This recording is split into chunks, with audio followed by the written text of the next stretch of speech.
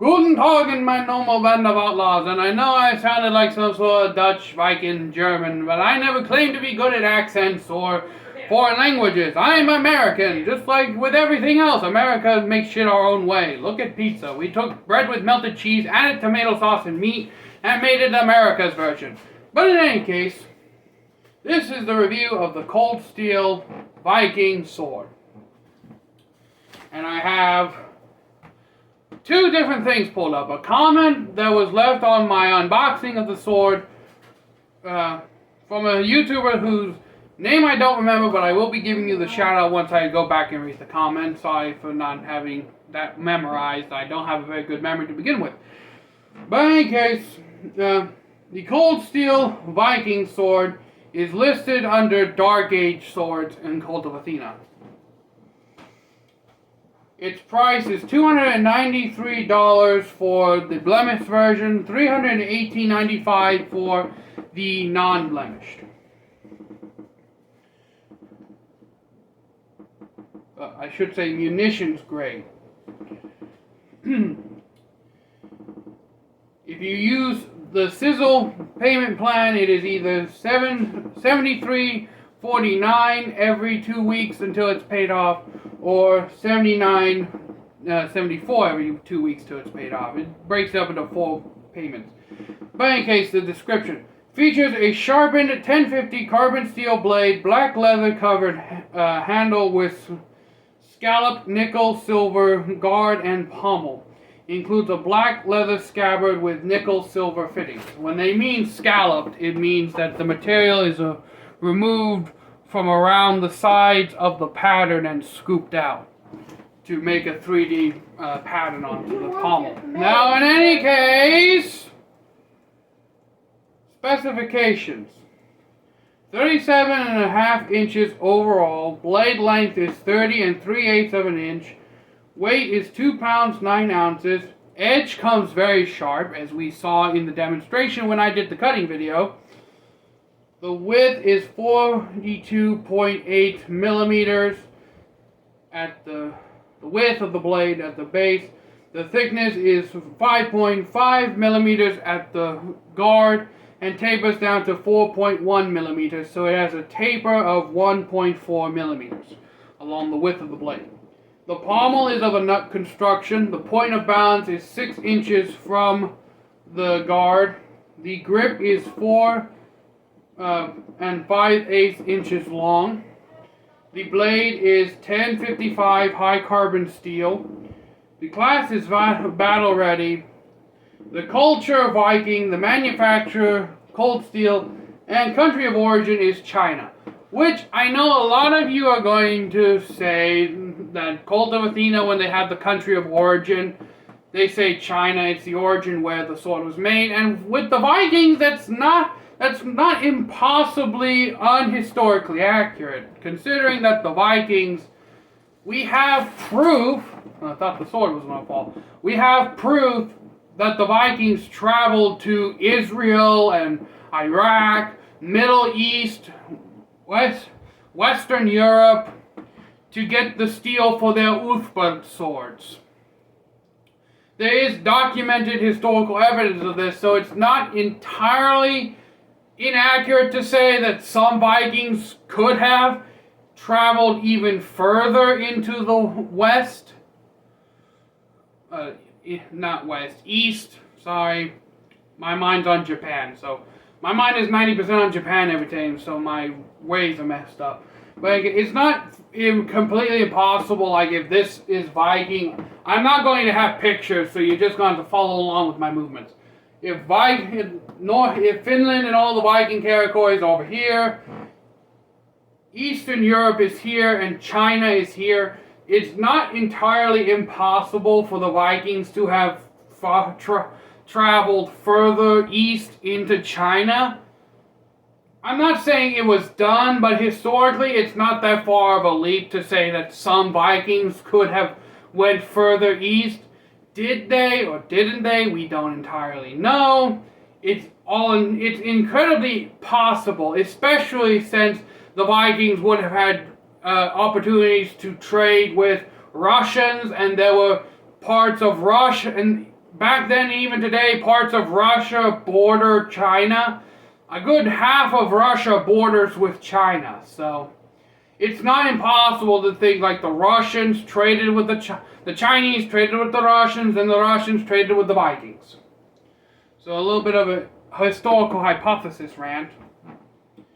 But in any case, next, something that I said in the unboxing was like Viking, Celtic, like Viking designs on the pommel and guard.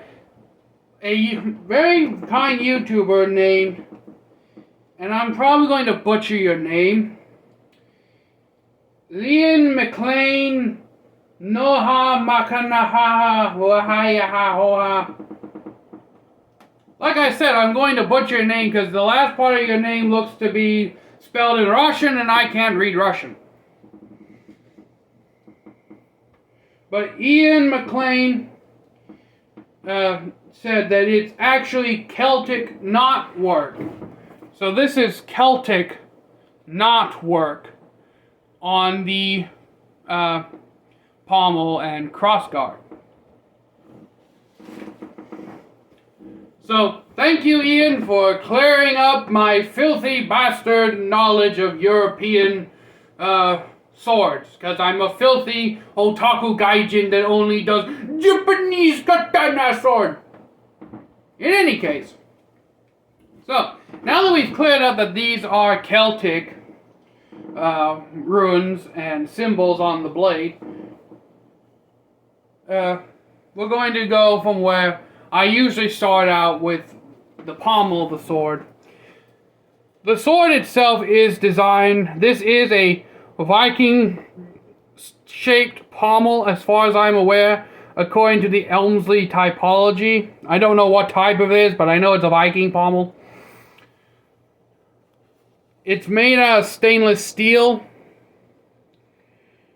So's the cap and chape. I think I scratched the chape on the ground outside. I don't know if this is real leather or not. I assume it is because everything I've ever had from Cold Steel doesn't... Cold Steel, all the products I've bought from Cold Steel, my Kriegsmesser, my longsword, this, my poleaxe, Cold Steel makes up the bulk of my collection.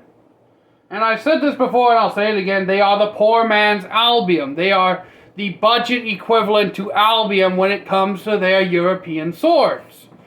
Also my Cold Steel Warrior Katana and my old Katana.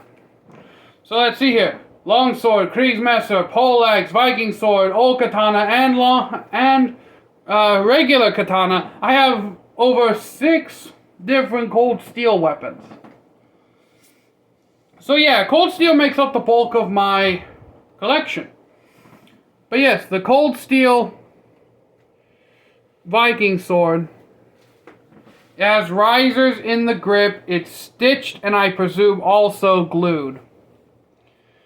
But I don't know whether this is real leather or not. I am not a leather aficionado, so I cannot verify whether this is real leather or not. I assume it is, because again, Cold Steel to me equals stupid amount of ridiculous, over-top, overbuilt, stupid sturdiness.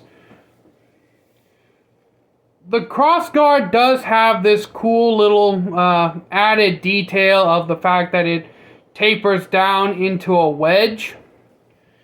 And the crossguard's edge, the edges of the crossguard and the pommel for that matter are tampered or rounded in a way that doesn't really create any hot spots for me.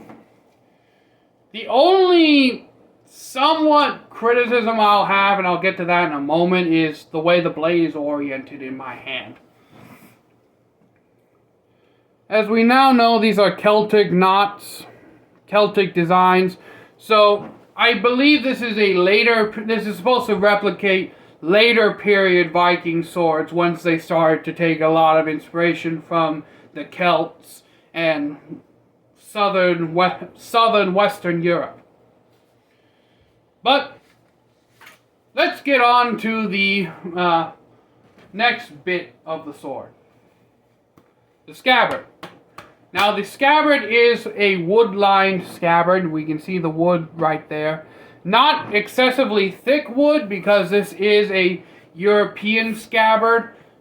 The difference between Japanese scabbards and European scabbards is that Japanese scabbards are all wood and rarely ever had any real metal reinforcements aside from the tachi and later shingunto of World War II. The European scabbards are much more streamlined and are really only there to keep you from getting cut by the sword blade and make it easier for you to carry the sword on your person when you don't always have to hold it in your hand. I mean, try walking around town and doing things when you have a good maybe 2 feet of blade sticking out from the back of your shoulder. Also, Japanese scabbards arguably are also pseudo weapons in their own right because they're most are basically thick enough that you can use as a wooden club if you get a good quality scabbard or saya. This scabbard is also stitched and glued. The metal shape covers the wooden slot somewhat. This is kind of offset in here, which is one of the reasons I suspect why this thing has such a good hold on the sword. I'm not complaining. It doesn't fall out when I shake it upside down. It has good retention. But from what I understand, European swords are made more to be just pulled quickly instead of really having a lot of retention as far as I'm aware. Correct me if I'm wrong in the comments. The shape also shares the same studded ring pattern. Very good quality. Doesn't really flex too much, the scabbard. I'm not going to use this as a weapon, but if I had to, I guess I could use it to choke somebody out with. But yeah. Now let's get to the business end, the blade. And the one criticism I had before was the blade actually feels off-center. And what I mean by that is when I hold the sword out with the true edge facing out. The true edge is the one that is the edge where the seam isn't. So, to me, the edge with the seam on it is the false edge, and this is the true edge. But with this sword, the true edge feels like it's dipping downwards, like I'm holding the blade out straight, and it feels like it dips down ever so slightly. And the sword itself is straight. I just think that either something went wrong in the fitting to the crossguard or something else. But to me, when I hold the blade by the edge I sharpened, the false edge with the seam in my fingers, it feels like the blade is tipping up slightly. Like it feels more balanced in my hand, whereas when I hold it by the true edge, it feels like the tip is bending downwards a bit. Like the tip feels like it's going down, whereas with this, it feels like it's more in line, if that makes sense. Has a good fuller running down the length, about 90% of the length of the blade is fuller. The fuller terminates maybe within a millimeter of each other, if I'm being honest. And there really isn't a substantial gap in the blade. I mean, as we look, that is actually extremely well fitted to the blade. There's barely any gap in it.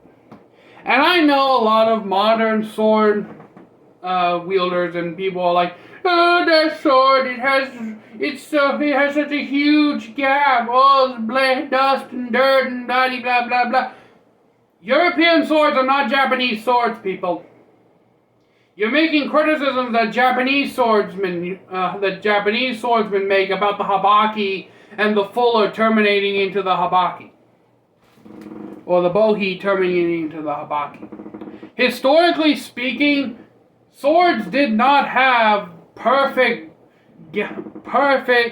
fits up to the blade. They were rattly, they were loose, they were off center. A sword with this kind of fit would have been a custom sword made for a high-ranking military official or a noble. This would have been a noble's sword with the fit and everything else that it has. To say that the gap is unhistorically accurate is completely false. Because most of your mass-produced swords, mass-produced means for a reason. They were swords that were quickly made to supply armies. They were swords that were pumped out in mass quantities, standard pattern. And mass-produced swords really didn't become a thing until the 17th century to the 18th century, when you had whole factories dedicated to making them for the soldiers on the front lines. The sword experts, they would design a pattern. Let's say, for instance, this is pattern Viking A. They would design the Viking A. They would design it, they would finalize it, and then they would take it out to the workshop floor and say, you need to make 100 of these pommels, 100 of these cross guards, 100 of these scabbards, and 100 of these chafes. You'd have to make 100 of all these fittings and 100 of these blades and pop them together. Don't worry about the whole making them fit up good. These are swords that are going to be on the battlefield. As long as they're sturdy and as long as they're sturdy and won't fall apart, send them out. Okay? Military grade doesn't mean pretty. Military grade means ugly as hell but tougher than shit. Alright? Basically, it falls down to my philosophy of swords. You can give me a brilliantly beautiful, bejeweled, dazzled out the hell sword, but as soon as I swing the damn thing, the blade snaps and turns into a helicopter of death. Or you can give me this ugly ass piece of shit that was just pounded out of a brick of steel, basically forged in the fires of Mordor, orc sword, but I can chop a freaking tree down with it and basically hack and bash my way through most sets of gambeson or leather armors. Yeah, I'm taking the ugly ass sword because I know that thing won't fail on me.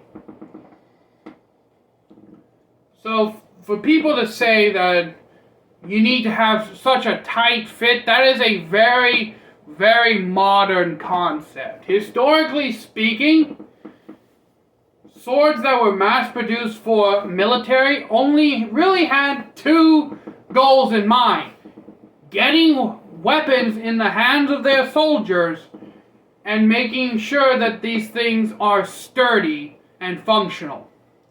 Alright? The sword could have been ugly as hell, but it was like, hey, we tested this design. It's ugly as hell, but it works. It chopped through a freaking tree. Everything held tight. The blade holds a good edge. Here you go. Make do with it. You want to do shit aftermarket? You want to customize it, make it your own? Have at it. It's your sword now. Do what you want. And that's basically how military swords were done. You had mass-produced models, and then for like officers, this would have been an officer's sword. And it would have been like the Viking A2 officer's sword. Then with officer swords, they're higher ranks, so obviously they need swords that reflect their rank. So this would have been like a captain or a commander or lieutenant sword. The more, the sword with maybe just a little more sturdiness and a little more glitz and glam, but just as sturdy, basically. Those would have been the special orders that the sword makers would take time in carving intricate patterns or acid etching certain things on the blade or stuff like that. The only time you'll ever get a sword that had such high tolerances was when you were an officer. If you were a grunt, you would be basically handed a sharpened piece of steel with a guard and a pommel and said, "Here, make do with this." So yeah, a little bit of a rant there. I didn't mean to go off on a major tangent, but that's what I meant outside when and what I meant when I was doing the cutting video was when the sword feels heavy, but for what it's emulating, I feel like this sword is just a little heavy for what I would think a one-handed sword should be. I don't know if this is actual dimensions of a historical one-handed sword or not, but I feel like it's just a little heavy for a one-handed sword. Now, you may be thinking, oh, that's because I'm so used to using two-handed swords. And yes, I do prefer two-handed swords. But if you also pay attention to a lot of my videos, I'm swinging around the Cold Steel Warrior O Katana one-handed. Or I'm swinging around a Kriegsmesser one-handed. Or I'm swinging around my two-handed swords one-handed. So, I do believe this is just a little heavy for a one-handed sword. Not a lot, just maybe instead of like taper it down to from 5 to like 3 millimeters at the tip. That's all I'm saying. Just add just a hair more taper by removing just a little more material, and I think we'd be spot on here. Now, who would I recommend this particular sword for? I really recommend it for anyone who wants a good budget one-handed sword, who isn't afraid to go out and start wailing on a freaking tree with this thing. Because it is built solid, and I will mention this while I'm doing this, there's a little bit of a wiggle in the tang, so I would have liked to have a peened construction instead of a nut construction, but that's what Cold Steel does. I'm pretty sure I could just take the peen off, shorten the grip by about 1/4 of an inch, put a new pommel on, and peen it myself if I really wanted to. I don't, but I could. And I feel like the grip is perfect for its size. It really facilitates a lot of different grip styles. You can choke up, you can choke down, you can handshake, you can hammer. Now feeling this, I do think that the third riser is not necessary. But I do like the third riser being there for when I'm in handshake grip, which is most of the time whenever I'm using a sword. But who would I recommend this for? Like I said, those who want to just wail on a tree, who want a good budget sword, who are looking to get into one-handed swords, but don't necessarily have the money to buy an Angus trim, an arms and armor, especially an Albion, stuff like those. I really recommend this for them. And honestly, for the money you spend, you're getting a lot of sword for the money. And I know it may not be to everyone's aesthetic taste, but this thing was designed to be a grunt sword. If you watch The Fat Electrician, this is the kind of sword that a grunt would take into a war zone with them. Something well built, sturdy, and can take a beating and keep on licking. And obviously, good edge. Not the sharpest edge out of the factory, but it does have the utilitarian edge that cold steel is known for putting on their swords. It's just I put a much more scalpel-like edge on my blades, if anyone else could tell. But, yeah, I really recommend this for someone's first time buying a one-handed sword. It's very good for the money. It cuts well from what we saw outside. You have good tip control. I can basically put the tip wherever I want to.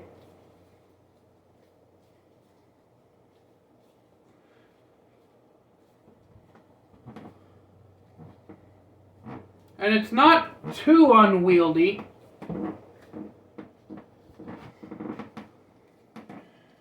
To do a lot of precision cuts with it. It's just a matter of having the strength and experience to do it. So yeah, I very much can recommend the Cold Steel Viking sword for anyone who wants to get a relatively well-priced Viking style sword, to get into one-handed swordsman, to get into like the feel of one-handed swordsmanship, of cutting. And it's a very good cut and thrust sword with its blade design. The design of the blade is extremely well suited for cut and thrust. So, in conclusion, the Cold Steel Viking sword from Cold of Athena. Do I think it's worth the money? Yes. Who would I rate this for? Beginners who want to start learning one-handed swordsmanship. And even if you do already know one-handed swordsmanship, this might be a good sword for like strength training, to train your wrist in order to get it strong. Because from what I can tell, I knocked my pot. Not that pot. But in any case, for what I can tell, just by swinging this thing around, unlike with two-handed swordsmanship where you can get away with using your shoulders and your arms more for delivering power, one-handed swords are all about the wrist. Alright?